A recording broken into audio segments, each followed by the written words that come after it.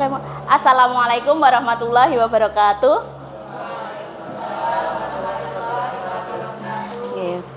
Alhamdulillahirrabbilalamin. Terima kasih Bapak Ibu pada kesempatan siang hari ini berkenan hadir di sini untuk bersama saya untuk memaparkan.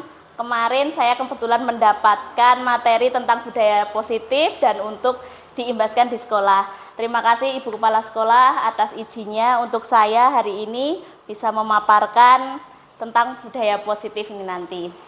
Oke, Bapak Ibu, terima kasih sekali lagi saya ucapkan atas kehadirannya dan dukungannya selama ini yang sudah diberikan kepada saya selama menjalani guru penggerak.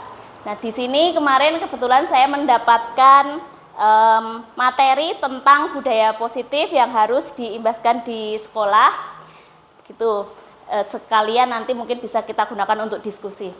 Sebelumnya Bapak Ibu, kalau ada kata budaya positif itu kira-kira yang terlintas di benak kita apa nggih? Bu Siti Windarti mungkin kalau mendengar kata budaya positif itu apa yang terlintas gitu Bu? Yang terlintas itu kegiatan-kegiatan yang baik. Yang baik yang begitu. Tidak melanggar aturan. Yang tidak melanggar aturan. Mungkin ada yang lainnya, Bapak Ibu ada yang lain yang terlintas kalau ada budaya positif, mendengar kata budaya dan positif. Kebiasaan, oke.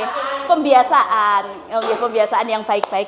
Ya, itu tadi selintas tentang budaya positif yang kita ketahui ya benar itu ada kegiatan atau hal-hal baik yang biasa kita laksanakan, sesuatu yang biasa kita laksanakan yang baik yang sesuai dengan filosofinya Ki Hajar Dewantoro. Salah satunya nanti dengan pembiasaan budaya positif itu dapat kita gunakan untuk membentuk atau menuju profil pelajar Pancasila. Bapak Ibu yang saya hormati, semangat hari ini Bapak Ibu? Semangat. Oke, coba mana semangatnya Bapak Ibu? Ini semangatku. Ya, terima kasih atas semangatnya pada siang hari ini. Karena sudah siang, sudah panas, saya tahu pasti sudah lelah dan kalau bisa itu sambil santai ya Bapak Ibu siang seperti ini. Ya, terima kasih karena sudah semakin siang langsung saja tentang budaya positif yang akan saya paparkan nanti. Ada konsep inti dari budaya positifnya itu ada 8. Yang pertama yaitu perubahan paradigma belajar, kemudian disiplin positif. Yang ketiga yaitu nilai-nilai kebajikan. Selanjutnya yang keempat nanti ada kebutuhan dasar manusia. Yang kelima motivasi perilaku manusia. Kemudian ada posisi kontrol guru, kemudian keyakinan kelas, dan yang terakhir nanti tentang segitiga restitusi. Masuk langsung ke dalam slide pertama ya Bapak Ibu. Ya, di sini ada pelajaran paradigma baru.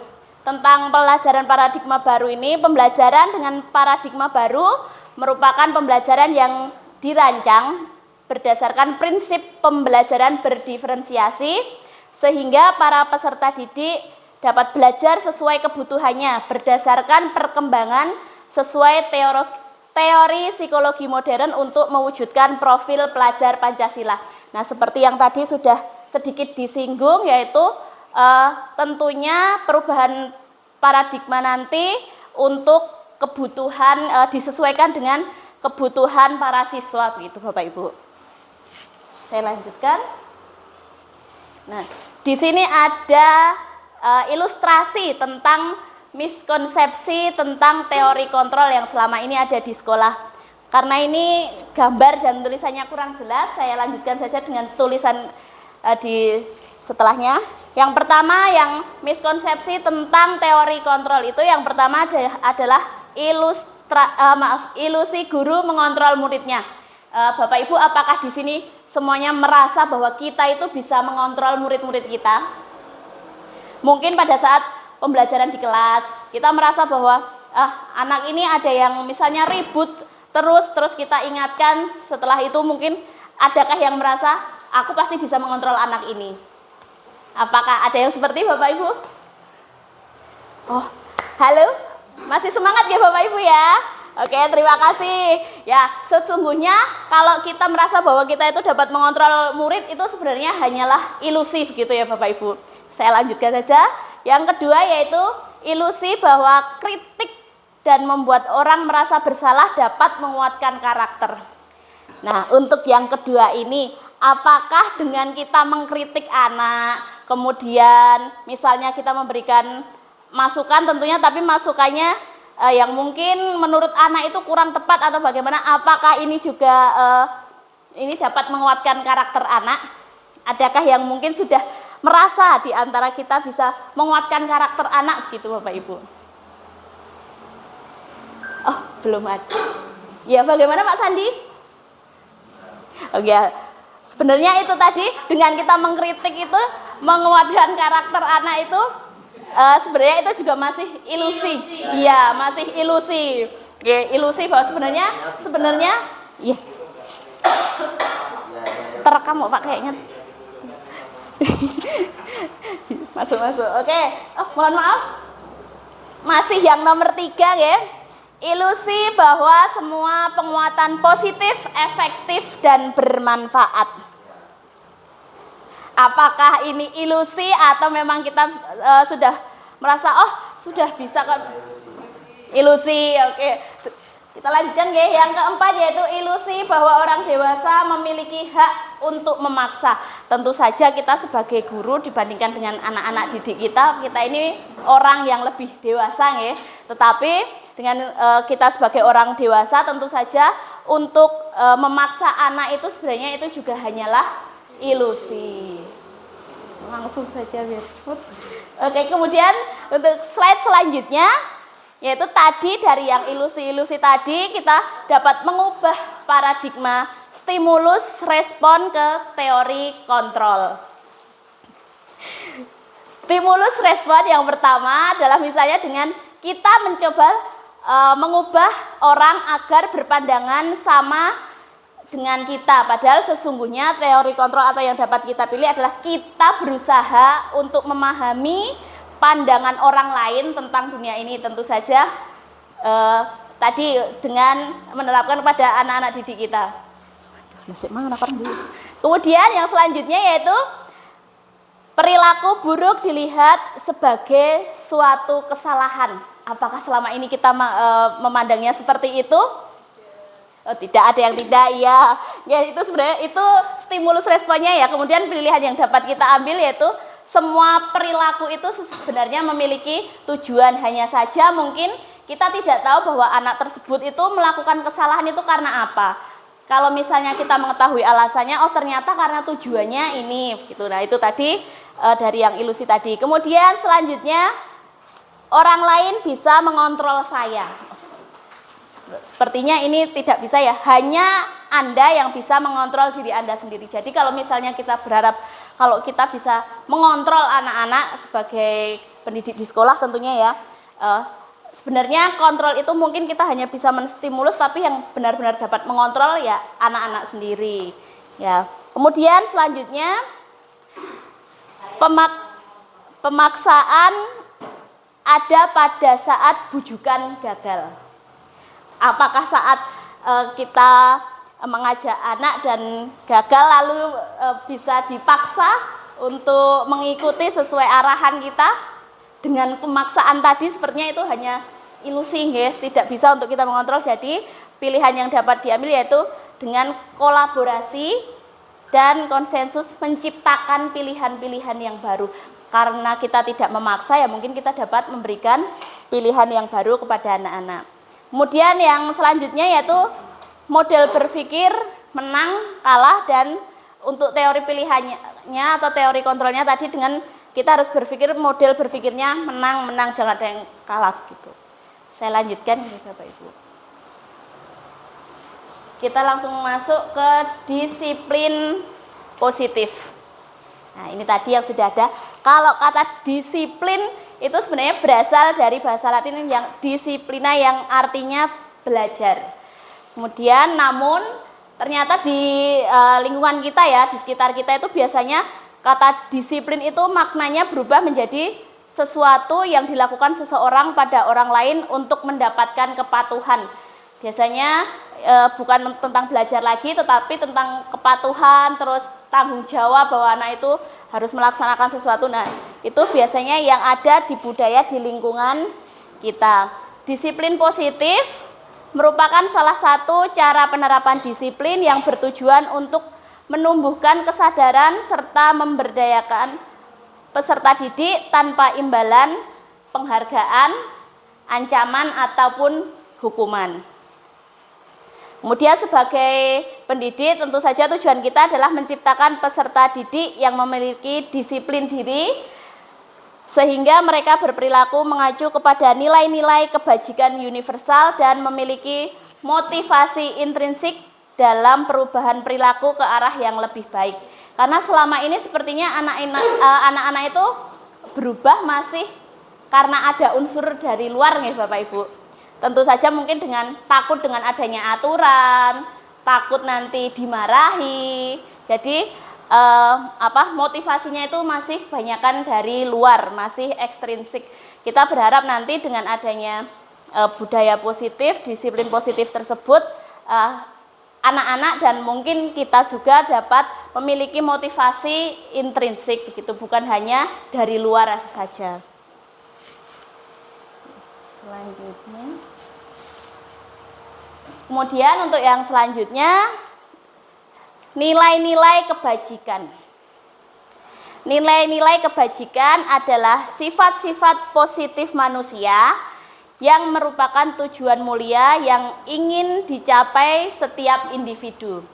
Nilai-nilai tersebut bersifat universal dan lintas bahasa, suku bangsa, agama maupun latar belakang. Jadi nilai-nilai kebajikan ini mencakup keseluruhan, tidak hanya tentang yang khusus saja. Kemudian nilai kebajikan yang ingin dicapai oleh setiap anak Indonesia, tentu saja ini karena dalam pendidikan tentu saja untuk nilai kebajikan yang ingin dicapai setiap anak Indonesia kita kenal dengan profil pelajar Pancasila. Yang ada 6 yang sudah kita ketahui bersama ya. Yang pertama beriman, bertakwa kepada Tuhan Yang Maha Esa dan berakhlak mulia. Kemudian yang kedua yaitu mandiri, yang ketiga bernalar kritis, keempat berkebinekaan global, kelima bergotong royong, dan yang selanjutnya yaitu kreatif.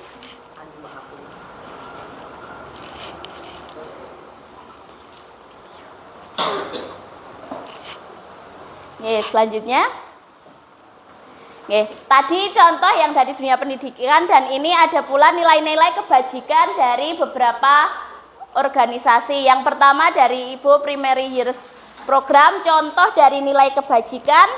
Yang pertama yaitu toleransi, rasa hormat, integritas, mandiri, menghargai, antusias, empati, keingintahuan, kreativitas, kerjasama, dan percaya diri. Kemudian yang selanjutnya dari itu juga ada contoh untuk keterampilan hidup ataupun life skill, ada dapat dipercaya nilai kebajikannya. Kemudian lurus hati, pendengar yang aktif, tidak merendahkan orang lain, dan memberikan yang terbaik. Oke Bapak Ibu, kita lanjut masuk kepada kebutuhan dasar manusia. Tentu saja di sini setiap individu itu memiliki kebutuhan dasar. Nah, yang apabila kebutuhan tersebut tidak dapat dipenuhi, maka akan menimbulkan perilaku-perilaku yang mungkin tidak sesuai. Kebutuhan dasar manusia adalah segala sesuatu yang kita lakukan untuk mendapat apa yang kita inginkan. Seluruh tindakan yang ingin kita lakukan memiliki tujuan tertentu, dan semua usaha terbaik yang kita lakukan adalah dalam rangka agar kebutuhan dasar kita terpenuhi dengan baik. Mungkin apabila kebutuhan dasar yang kita miliki itu tidak terpenuhi, mungkin ada hal-hal atau tindakan yang tidak sesuai yang bisa dilaksanakan. Nah, di sini ada kebutuhan dasar tersebut. Ya, inilah beberapa tadi 5 kebutuhan dasar manusia. Yang pertama adalah bertahan hidup, survive. Yang kita butuhkan seperti makanan, pakaian, tempat tinggal, keamanan, dan kesehatan.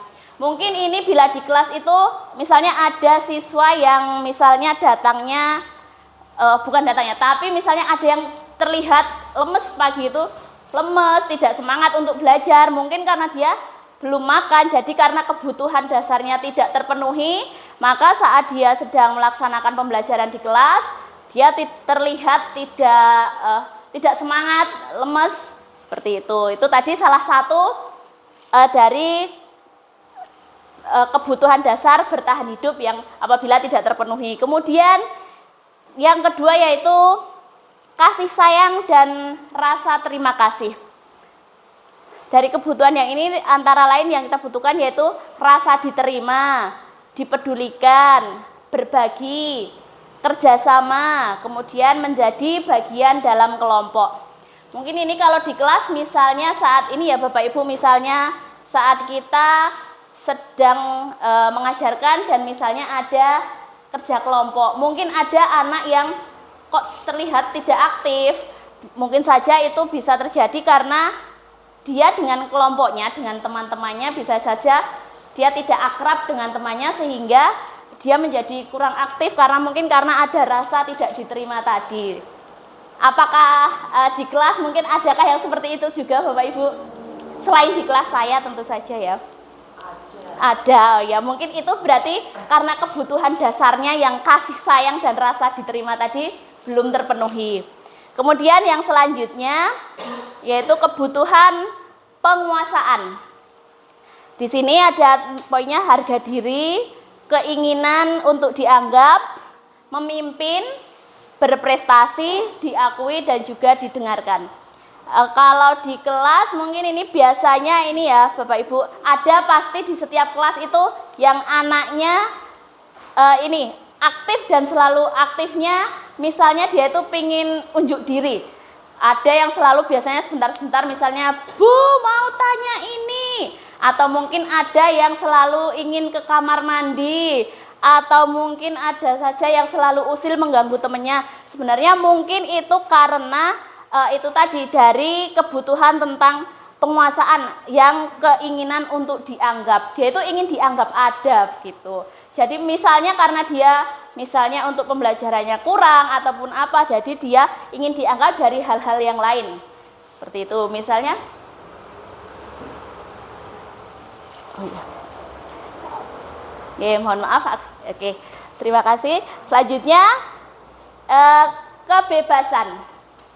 Kebutuhan dasar yang kebebasan ini poinnya antara lain mandiri, memiliki pilihan, mencoba hal baru, mampu mengendalikan arah dirinya.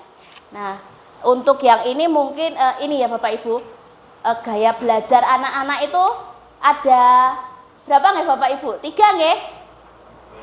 Nggih, oke, terima kasih Pak. Yang pertama yaitu auditori, kemudian visual dan kinestetik. Nah, pasti ada atau mungkin hanya di kelas saya ya, mungkin ada yang anaknya itu selalu berjalan terus.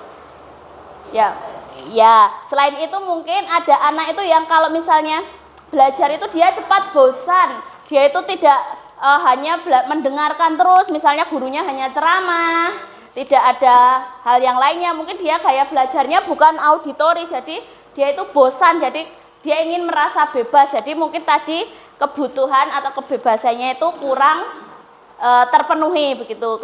Kemudian kita lanjutkan kebutuhan yang terakhir yaitu kesenangan, antara lain bermain, humor, antusiasme dan tertawa. Jadi mungkin kalau ada anak yang tertawa, kita tanyakan dulu kenapa dia tertawa, atau mungkin ada anak yang sedang bertanya atau apapun, kita tanyakan dulu alasannya. Mungkin saja karena dia itu membutuhkan hiburan ya, humor tadi. Atau mungkin kita sebagai guru, mungkin kita terlalu tegang di depan, kurang untuk bercanda atau apapun. Jadi anak-anak itu membutuhkan kesenangan. Jadi mungkin bisa diselingi dengan bercanda, dengan tebak-tebakan.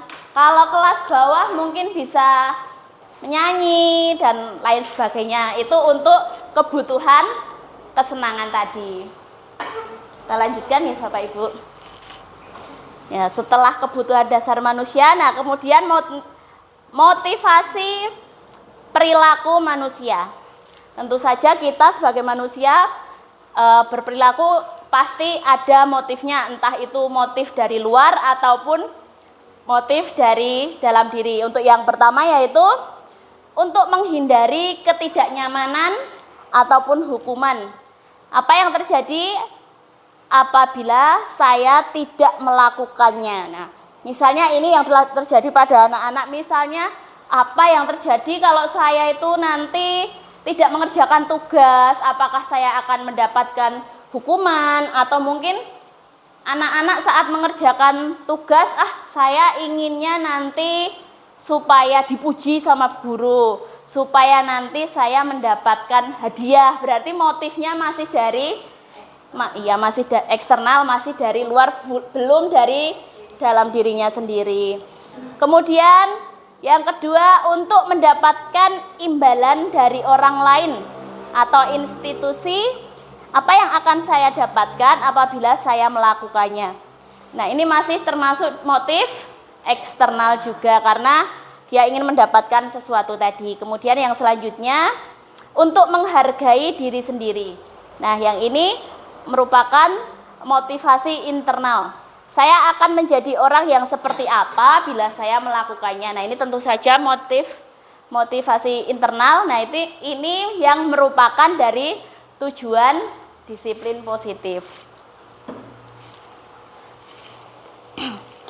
Selanjutnya, nah tadi terkait dengan ada penghargaan, ada hukuman, terkait dengan motivasi.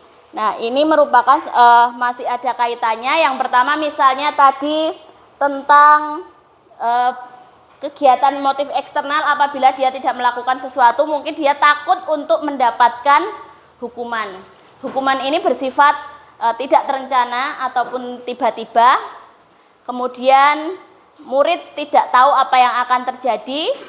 Jadi ini bersifat satu arah, hanya dari penghukum saja. Kemudian dapat berupa hukuman fisik atau psikis. Ini mungkin kalau di sekolah yang pernah terjadi, misalnya kalau di SD kita insya Allah tidak ada nih Bapak Ibu, misalnya ada anak yang terlambat ataupun tidak mengikuti upacara. Mungkin kalau yang sudah di jenjang atas itu misalnya dia terlambat, mungkin ada guru piketnya tidak diperbolehkan masuk, atau mungkin nanti disuruh untuk berlari dulu, push up. Nah, itu hukumannya bisa berupa fisik maupun psikis. Kemudian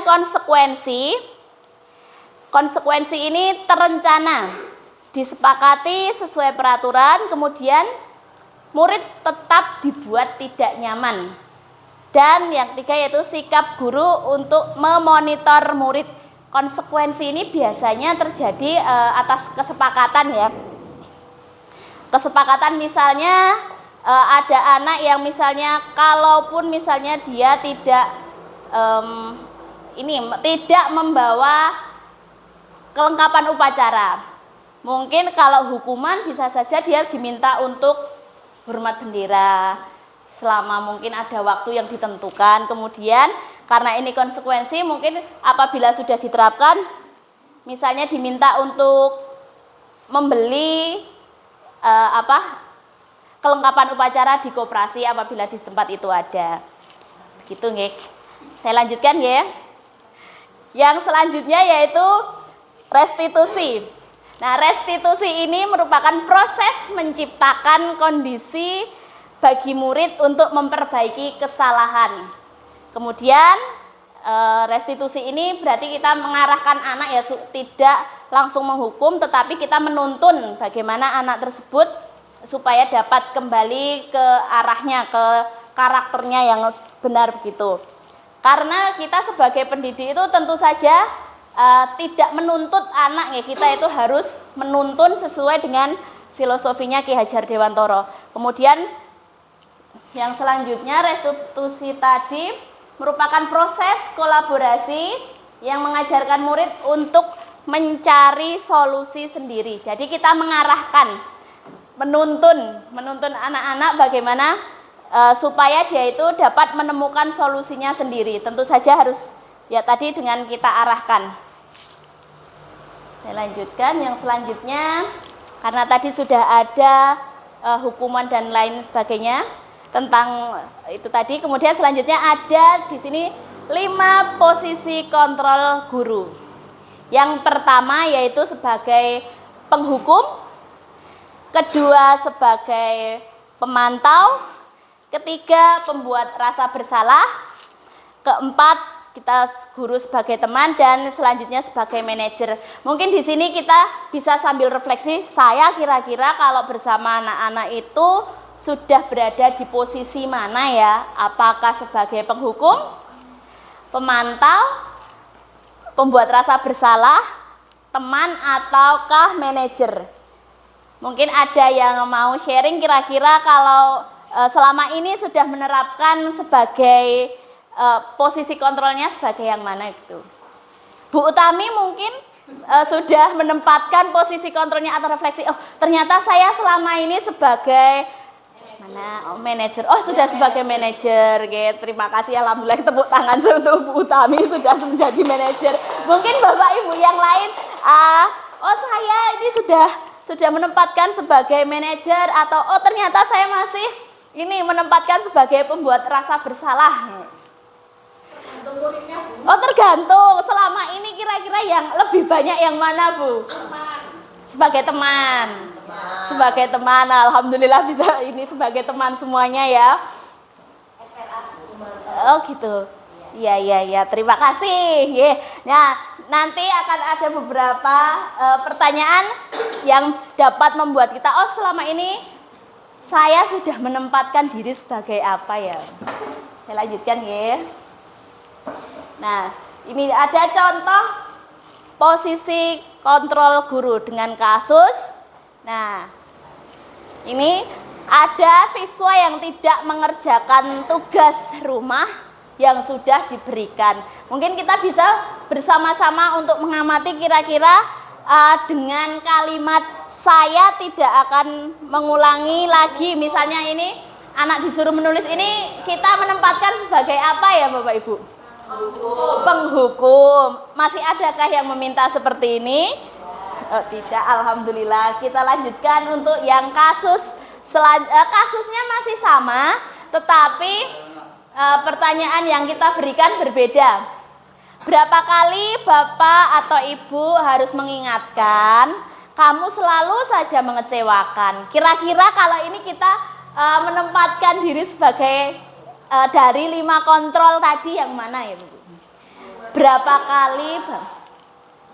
Oh, yang ini pembuat rasa bersalah. Oh iya, kalau misalnya kita diberikan pertanyaan seperti ini, kita jadi sebagai anak tuh harus, oh memang seperti itu ya. Anak akan merasa bersalah. Kemudian masih dengan kasus yang sama, tetapi dengan pertanyaan yang berbeda. Ayo dong dikerjakan tugasnya. Terus ada juga yang mengucapkan ya sudah tidak apa-apa, lain kali jangan diulangi lagi. Kalau pertanyaan atau pernyataan yang ini kira-kira ini masuk sebagai posisi kontrolnya yang mana tadi Bu? Dari 5 tadi ada yang penghukum, ada pemantau, ada yang sebagai teman, dan pembuat rasa bersalah, dan yang terakhir tadi manajer. Ayo dong dikerjakan tugasnya. Kalau ini kalau ini karena ada kata-kata ya sudah, kita terlalu maksudnya masih ya ini masuk ke dalam posisi sebagai teman. Ada kata ayo dong, kemudian ada ya sudah tidak apa-apa. Ini masuk ke dalam posisi sebagai teman. Masih ada. Nah kita dengan melihat kalimat-kalimatnya kita bisa melihat kita sudah menempatkan sebagai yang mana. Kalau ini kamu sudah melanggar kesepakatan di kelas kita, kamu tahu konsekuensinya sebagai apa tadi Bu Siti? Aktif sekali, terima kasih. Ya ini sebagai manajer. Sudahkah kita menempatkan posisi sebagai manajer? Alhamdulillah. Kadang-kadang Tidak sering, beberapa kali. Oh, tergantung siswa. Berapa kali sisanya? Oke. Alhamdulillah tergantung ya. Berarti oke, tergantung situasi kata Bu Utami. Selanjutnya masih dengan ini ya, kasus yang sama. Nah, ini untuk pertanyaan yang berbeda yang terakhir. Kalau ini karena ada kasusnya, nah nanti yang tidak ada kasusnya. Apa kamu tahu kesalahanmu? Kira-kira bagaimana kamu akan memperbaiki kesalahanmu? Kira-kira ini posisi yang mana dari pemberi hukuman, teman, pemberi rasa bersalah, pembuat ya, manajer, dan yang ini tadi pemantau. Ya benar, ini yang terakhir ini sebagai pemantau ya Bapak Ibu. Oke, karena ini tadi adalah contoh-contoh penerapan posisi kontrol guru dengan kasus yang sudah ada. Bagaimana kalau hanya dengan kalimatnya saja? Mari kita amati hanya dengan kalimatnya. Saya kecewa sekali dengan kamu. Pemberi rasa bersalah. Terima kasih. Selanjutnya, kamu tidak pernah benar melakukannya. Ini rasa bersalah lagi, anak-anak langsung drop kalau seperti ini ya. Lanjut. Ayolah, kamu dengarkan Bapak dulu. Nanti kamu bisa bermain lagi kalau sudah istirahat. Sebagai teman. Oh, bestie ya, bahasa anak sekarang bestie ya. Ada kata-kata ayolah, ini ramah sekali ya, ini sebagai teman.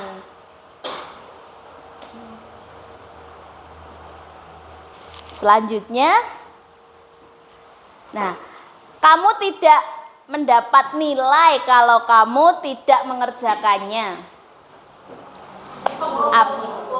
Ini berarti penghukum. Oke. Berarti tadi hanya dengan melihat kalimat-kalimatnya saja kita bisa untuk mengetahui ini ya Bapak Ibu, mengetahui kita sudah berada di posisi kontrol sebagai guru yang mana. Selanjutnya, posisi kontrol sudah, kita lanjutkan dengan keyakinan kelas. Di sini saya tidak menuliskan apa itu sebenarnya keyakinan kelas, hanya langsung menuliskan pertanyaan, mengapa keyakinan kelas, mengapa tidak peraturan kelas saja? Mungkin Bapak Ibu ada yang mau membantu menjawab atau memberikan tanggapannya, mengapa keyakinan kelas, mengapa tidak peraturan kelas saja? Bu Ika sepertinya sedang berbisik-bisik mau menyampaikan mengapa keyakinan kelas, mengapa tidak peraturan kelas saja ya? Mengapa? Atau mungkin mau dibantu Bu Siti yang bisik-bisik tadi. Mengapa ya kok keyakinan kelas, mengapa tidak peraturan kelas saja? Karena kalau keyakinan kelas menurut saya karena dibentuk dengan secara bersama-sama sesuai apa itu Kesepakatan.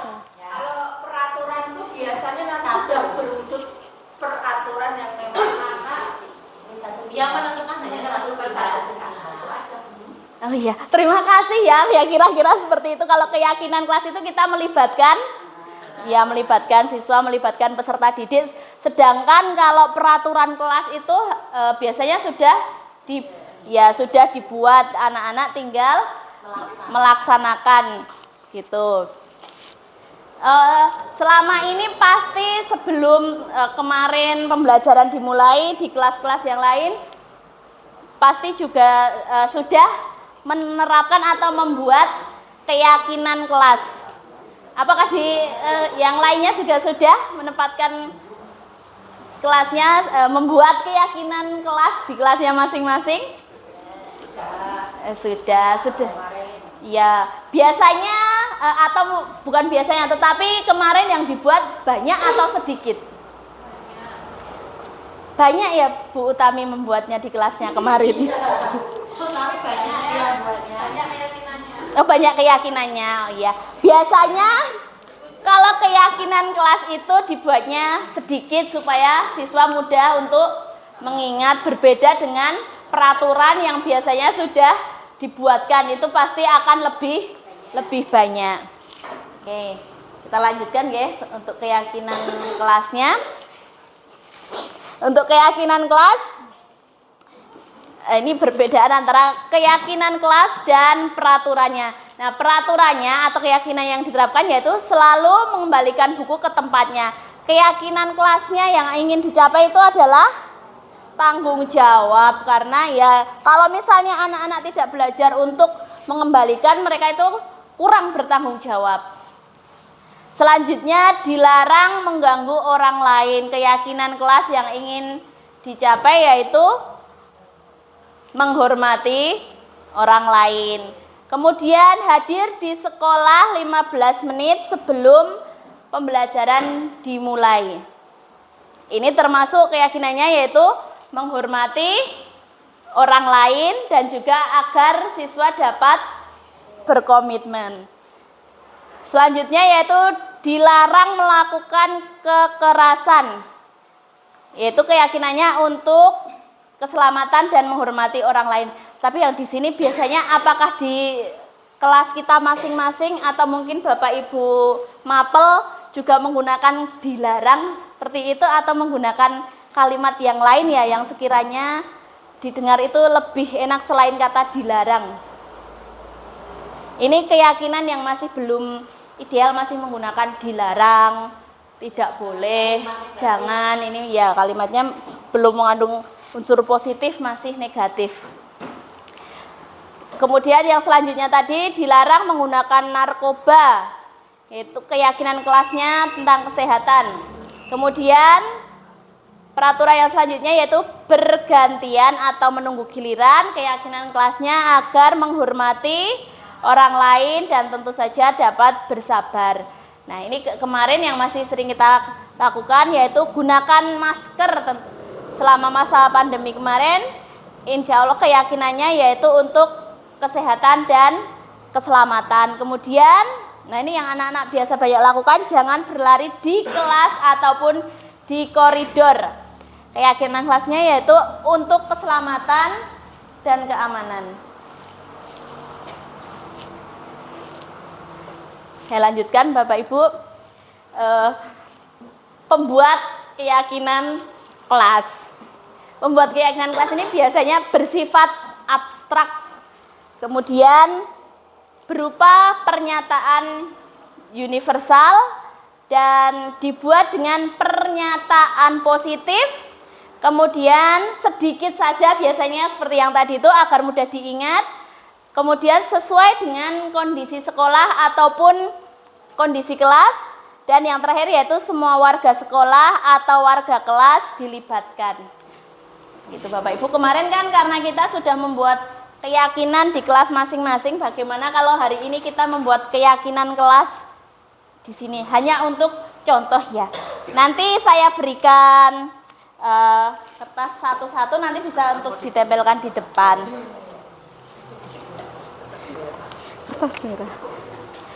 Peraturan dulu baru nanti Keyakinan saja.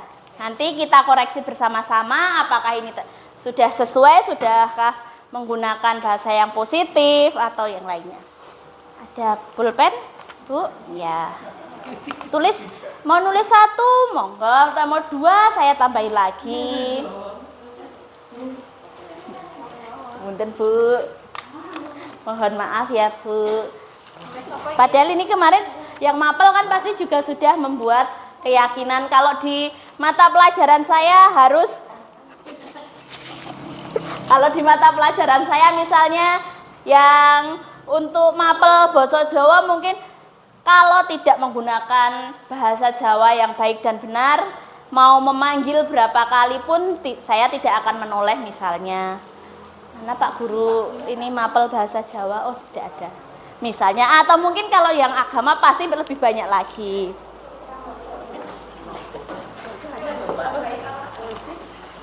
Oh, nggih. Spidol saja ya, Bu ya. Dan ketok pemburu. Oh iya, satu saja. Ya, silakan ya, kita berperan sebagai guru dan saya yang sebagai murid nanti gantian ini.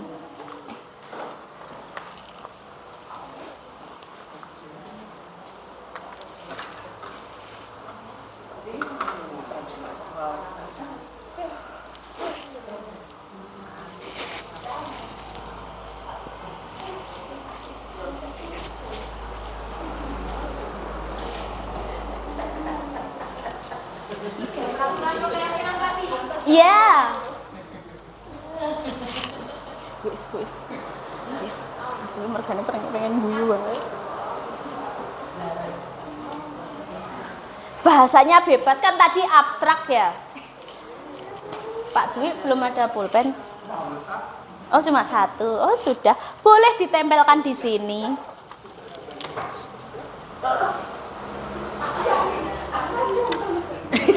Kalau ada contoh mencontoh kenapa loh, Bu?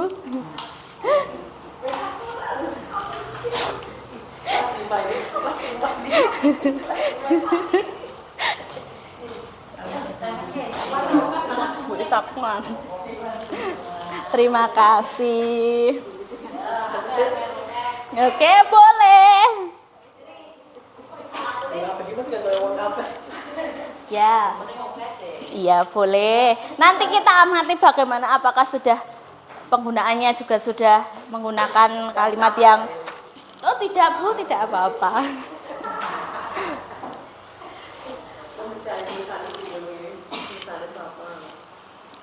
Bagus semua pasti tulisannya. Oh iya, boleh. Boleh Bu, silakan ditempel. Kemarin keyakinannya apa saja Bu Utami? Ada satu yang belum menulis ini tadi sepertinya. Kameramen kita. Saya tulisnya pas dulu. Oh iya. Sekretaris oke sudah.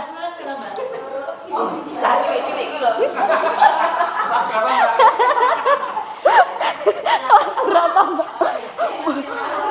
Mungkin tulisannya sama seperti dengan yang menulis ya. Oke. Semangat senyum. Nah, keyakinannya semangat terus senyum. Sopo ki?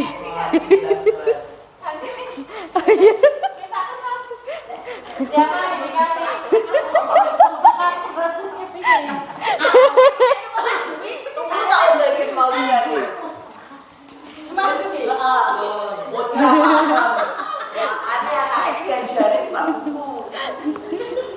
Oke, mari kita kelompokkan. Nah, mungkin setelah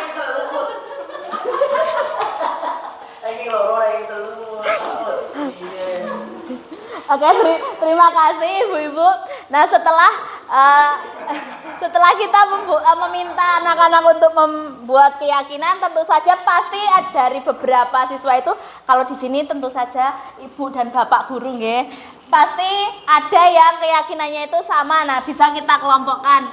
Saya bacakan dulu nggih, mungkin dari sana tidak terlihat. Yang pertama yaitu bekerja sama menjaga kebersihan kelas, datang tepat waktu, peduli dengan teman. Oh, saya kira taman. Oke. Mohon maaf Bapak Ibu, dari beberapa yang tadi saya bacakan 3 nggih, apakah tadi sudah menggunakan pernyataan yang positif? Sudah nggih, ini tidak ada jangan, dilarang dan tidak ada. Kemudian yang selanjutnya disiplin, tepat sama dengan yang tadi, tepat waktu bisa kita kelompokkan menjadi satu supaya tidak terlalu banyak tadi ya Bu. Karena kalau sedikit itu biasanya anak-anak mudah mengingat nih. Kalau terlalu banyak pasti lupa, banyak yang dilanggar. Disiplin dan ini menjaga kebersihan lingkungan. Oh, sama dengan yang ini tadi, bekerja sama menjaga tadi nggih. Ya. Kemudian kita lanjutkan dengan membuang sampah pada tempatnya, menghormati guru yang mengajar. Ini juga sudah menggunakan pernyataannya positif semua. Membuang sampah berarti kita bisa kelompokkan dengan yang tadi, menjaga kebersihan. Karena ini ada beberapa, jadi saya kelompokkannya yang paling banyak, Ibu. Yang ini dulu. Kemudian yang selanjutnya menjaga kebersihan, saling menghargai, saling menghormati. Oke, ini ada menjaga kebersihan juga didekatkan di sini. Yang paling banyak untuk agar kita dapat menjaga kebersihan. Gitu. Kemudian ada berkata jujur, berperilaku sopan, menghargai teman, menghargai guru, menjaga ketertiban. Yang ini semuanya sudah menggunakan pernyataan positif, Ibu. Terima kasih yang sudah menuliskan tadi, Bu. Kemudian yang ini datang ke sekolah sebelum jam masuk sekolah. Ini kita jadikan satu dengan yang tadi berarti datang tepat waktu tadi ya. Ya, disiplin waktu. Tinggal kita kelompokkan saja. Berarti dari beberapa tadi bisa kita simpulkan menjadi yang pertama misalnya tadi disiplin waktu, kemudian selalu menjaga kebersihan lingkungan, saling menghormati, saling menyayangi, dan ini tadi supaya agar kita tidak ini ya terhindar dari bullying ya Bapak Ibu ya. Oh ya, mohon maaf ada satu yang belum saya bacakan. Semangat dan tersenyum selalu. Ya. Iya, ini harus tetap semangat. Oh iya, karena di sini ada tulisan ada kata semangat. Boleh dong saya minta semangatnya sekali lagi. Mana semangatnya Ibu-ibu? Ini semangat. Terima kasih, ternyata walaupun sudah jamnya ini ya, jamnya mengkhawatirkan, kita masih tetap semangat. Terima kasih. Kita lanjutkan Bapak Ibu supaya nanti tidak terlampau lama ya. Oh ya, kita masuk ke yang terakhir yaitu segitiga restitusi. Oke, untuk segitiga restitusi, restitusi adalah proses menciptakan kondisi bagi murid untuk memperbaiki kesalahan mereka sehingga mereka bisa kembali pada kelompok dengan karakter yang lebih kuat. Ini sama yang seperti di depan tadi ya, tidak bermaksud untuk menghukum tetapi untuk mencarikan solusi, tentu saja dengan didampingi dan harus kita arahkan.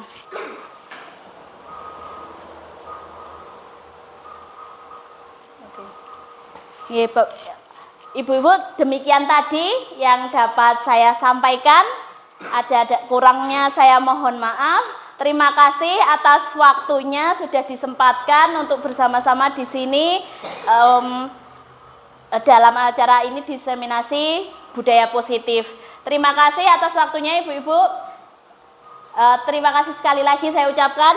Sepertinya sudah agak lemas tapi ini ya. Ya, terima kasih. Langsung saja saya akhiri. Wassalamualaikum warahmatullahi wabarakatuh. Waalaikumsalam warahmatullahi wabarakatuh. Terima kasih.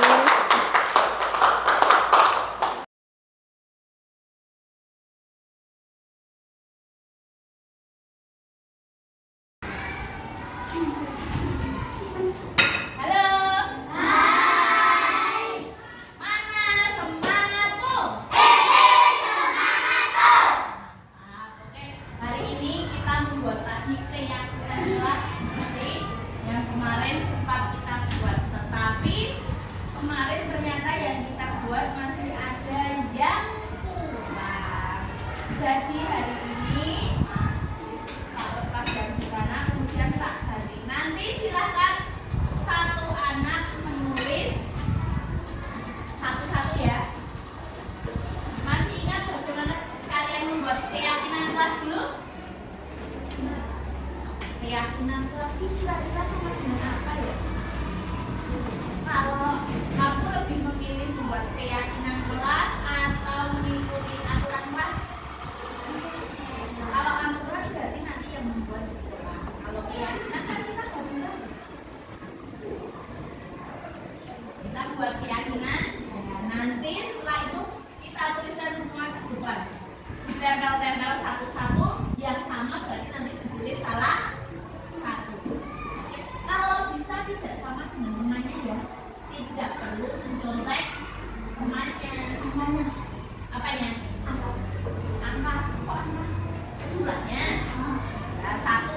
dua boleh.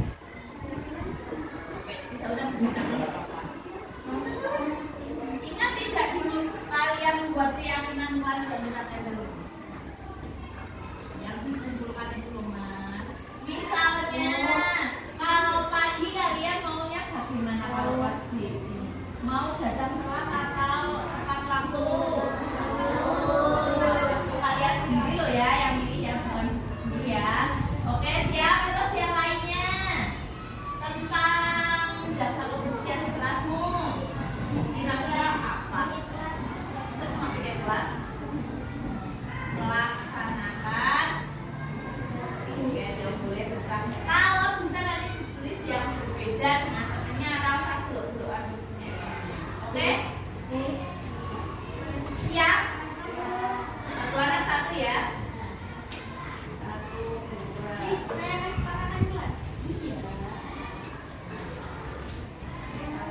Satu. Ya nanti kan tinggal nempel semua. Yang sudah nanti boleh ditempel. Satu-satu ya.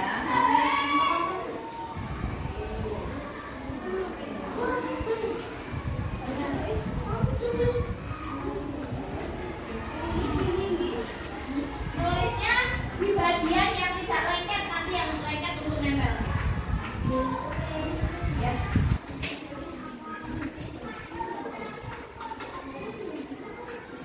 Ini tulisnya. Yang lengket di atas ya.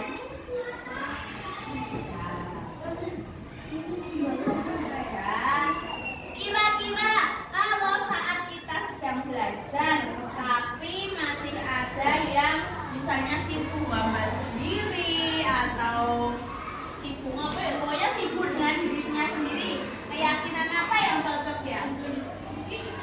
Satu mas, satu, ini satu ya, boleh silakan ditulis dulu. Satu bisa, dua juga bisa, tiga ya. Tulisnya gini, ini yang lengket di atas toh. Nah ini tulisnya yang lengket di atas.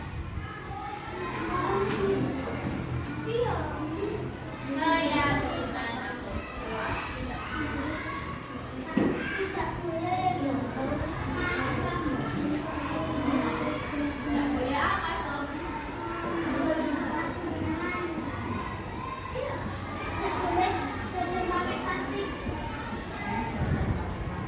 Oh iya, ada juga itu. Ya nanti yang sudah bisa digandakan bawahnya sini.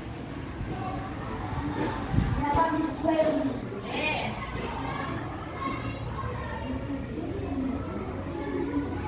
Satu boleh dua. Nggak usah langsung. Ya kira-kira yang kelas yang mau dibutuhkan di kelas sekarang apa saja? Aku tanyakan sekarang beneran. Oke, pasti. Nah, kalau ada yang untuk nempel kan kita langsung tinggal. Yang sudah boleh ditempelkan. Langsung tempel Mbak Bibi.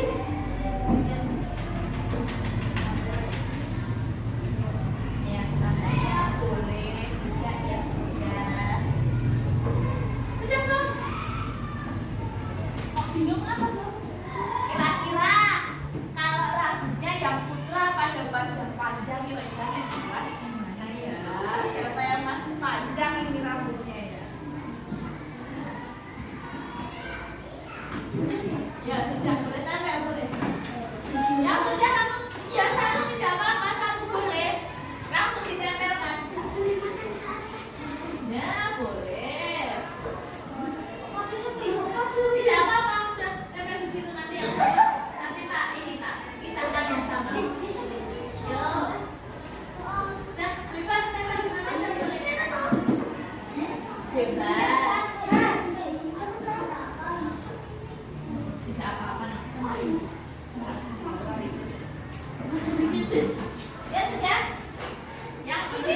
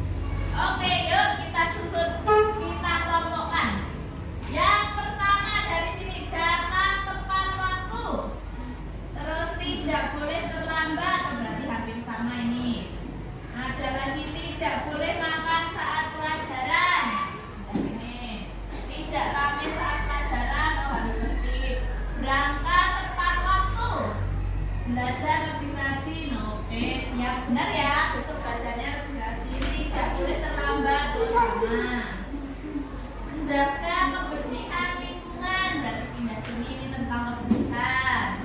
Tidak boleh makan saat pelajaran, ini sama dengan ini. Datang tepat waktu sebelum bel berbunyi, tidak boleh makan saat pelajaran, ya dua, yang satu harus sama. Tidak goceng saat pelajaran, berarti ini sama, tidak rame. Tidak boleh mengejek orang tua, oke sih. Mengejek kemarin termasuk apa ya? Bully, ya. Tidak boleh membuang sampah sembarangan, berarti sama dengan menjaga kebersihan. Dan lagi, tidak membeli makanan menggunakan plastik, tidak boleh bermain saat pelajaran. Oh, ini berarti tidak gojek. Oke. Tidak boleh membuang sampah di laci saat belajar, tidak boleh main. Tadi mana ya? Yang membuang sampah berarti termasuk ya menjaga apa? Ya, kebersihan. Berangkat ke sekolah tepat waktu, tidak boleh makan saat pelajaran. Ini banyak yang harus tepat waktu, berarti ya tidak boleh tertib. Maksud mana tidak boleh tertib? Satu tidak boleh tertib, dua tidak boleh terlambat. Ini yang mana ini tidak boleh tertib? Tidak boleh tertib atau harus tertib ini? Keliru kok tadi. Tidak boleh rame atau berbicara dengan keras. Berarti di sini ya. Ini yang tidak boleh rame, banyak tidak boleh gojek saat pelajaran, datang ke sekolah tepat waktu. Oke, kalau kita menggunakan kata tidak boleh itu sebenarnya itu termasuk larangan bukan? Kira-kira kita bisa tidak ya mengganti kata tidak boleh ramai, berarti menggunakan kata apa ya yang tepat, yang baik ya, yang cuman karena didengarkan juga kurang baik. Tidak boleh ramai berarti kita ganti dengan menjaga ketertiban. Di mana ini tadi? Menjaga ketertiban di kelas.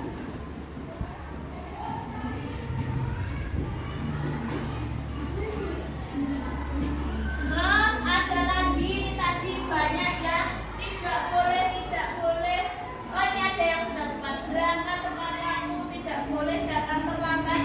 Mana ini yang kira-kira kalau kita dengarkan itu lebih nyaman, lebih enak? Tidak boleh terlambat atau berangkat tepat waktu?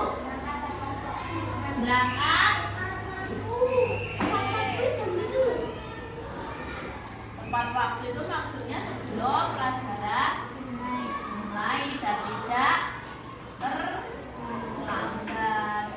Jadi dari berangkat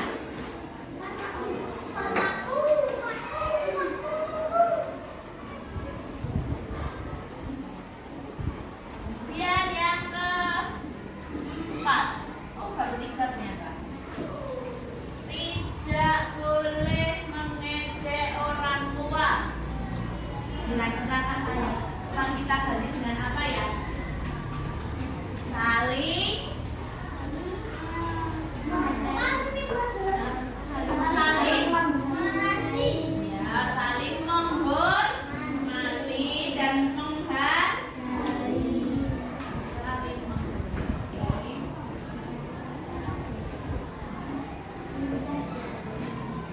Berarti tidak lagi mengejek loh ya.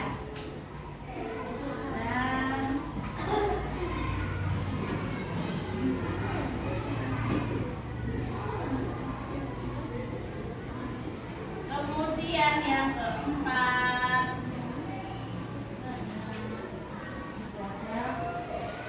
ini tidak boleh membuang sampah sembarangan. Berarti apa yang harus dijaga? Oh, ini menjaga ya. Kelasnya bagaimana? Jaga kebersihan kelas dan sekolah ya.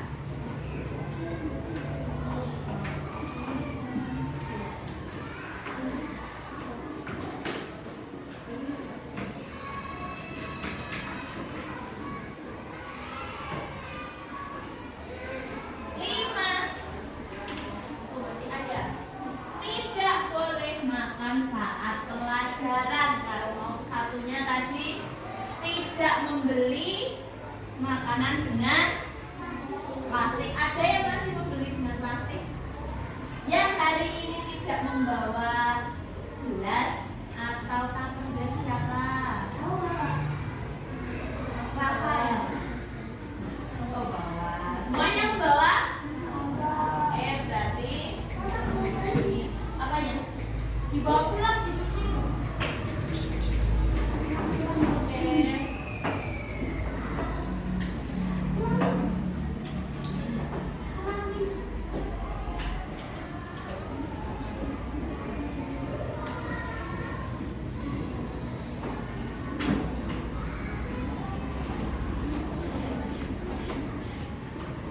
Ada berapa kesepakatan kelas yang sudah ada?